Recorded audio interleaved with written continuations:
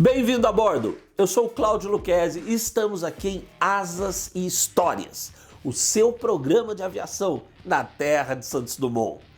Talvez nenhuma palavra seja mais usada na aviação militar de hoje do que multifuncionalidade. Os caças de hoje são capazes de fazer as missões que, no passado, exigiam 5, 6 tipos diferentes de aviões ou mais. Então, o jato que vamos ver é quase uma anomalia, porque todo o seu projeto visou uma única missão.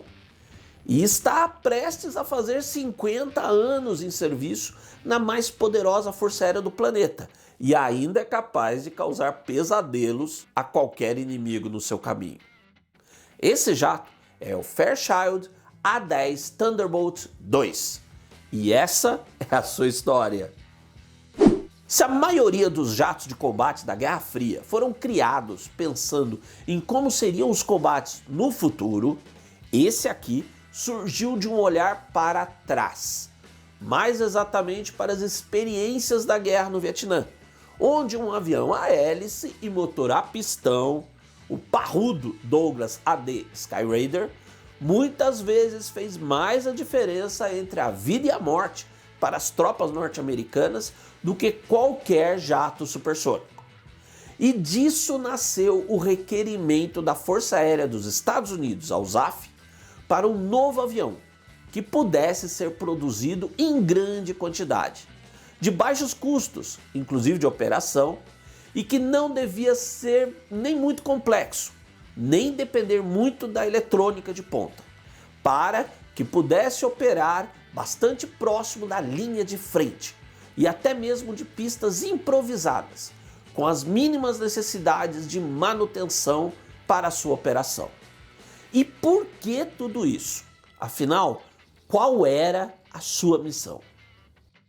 No início da década de 70, em pleno cenário da Guerra Fria, a União Soviética e as nações então suas aliadas na Europa Central reuniam um poder em blindados superior ao dos Estados Unidos e seus aliados na OTAN. E não era só a quantidade. Os tanques soviéticos, como os T-64, eram também superiores aos do Ocidente na época. Então, o pesadelo da OTAN era uma avalanche vermelha blindada e romper pela Europa, arrasando qualquer defesa no caminho, até chegar no Atlântico.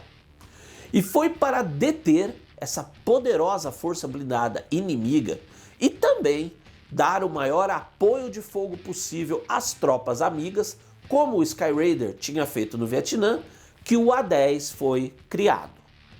Na concorrência para o requerimento da USAF, 2 modelos ficaram como finalistas: o IA-10 da Fairchild e o IA-9 da Northrop.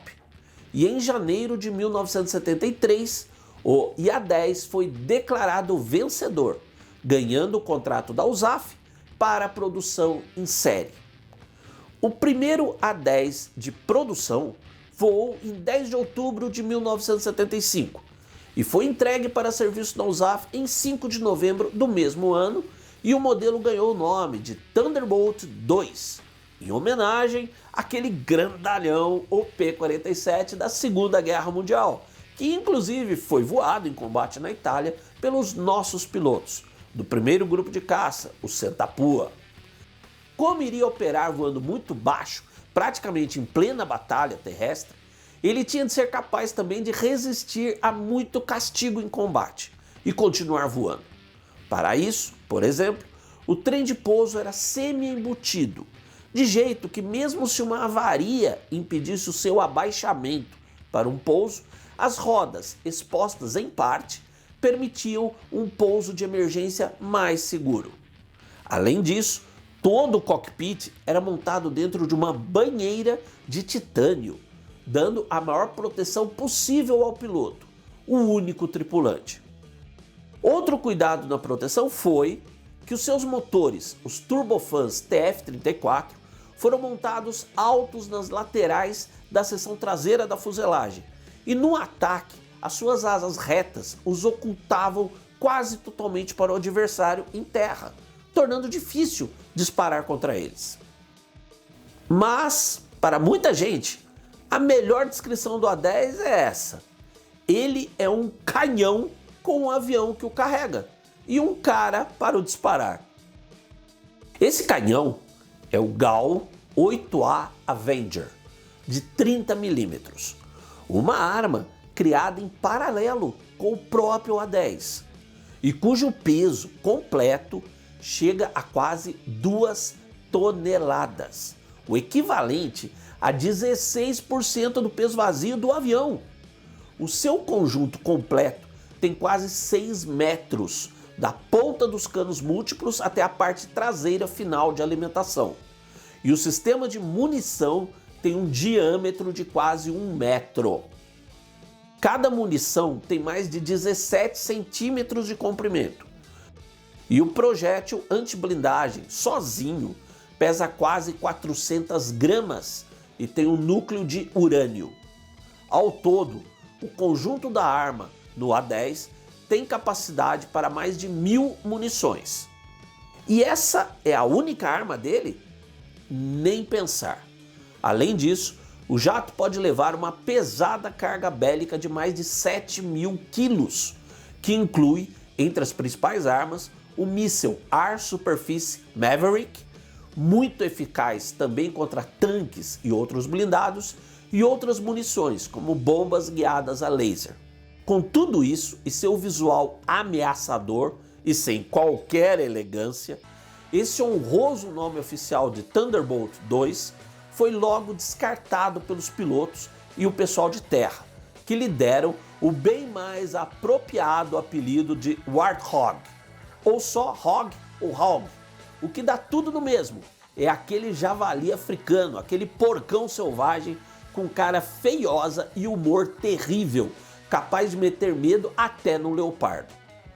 E a USAF mandou seus javalis para aqueles chamados pontos quentes da Guerra Fria, onde as tensões de um potencial conflito eram maiores, como a Coreia do Sul e diversas bases no Reino Unido, de onde se deslocavam a bases avançadas na então Alemanha Ocidental.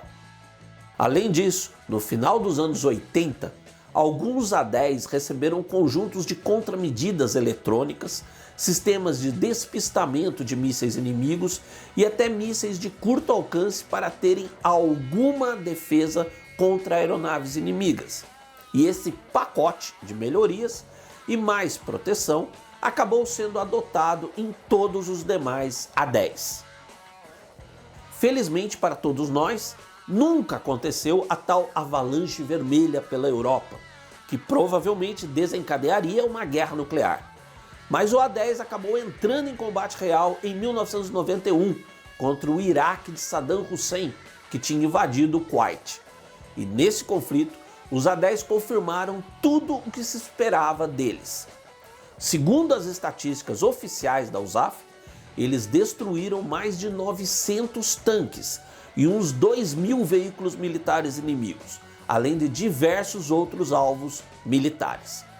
E apenas 4 A-10 foram derrubados, todos por mísseis antiaéreos. Depois desses combates, estes jatos estiveram onde quer que os Estados Unidos envolvessem suas forças militares, como na ex-Iugoslávia no final dos anos 90 e no Afeganistão nos anos 2000. Agora, porém, mesmo para um jato como o A-10, está chegando a sua aposentadoria. Até o final desta década de 2020, os últimos desses jatos, na USAF, vão deixar a ativa. Mas esse mal encarado e feroz javali já tem o seu lugar, muito próprio, na história da aviação. Obrigado por estar a bordo conosco em Asas e Histórias, porque pensar faz bem. Um forte abraço e até o próximo voo.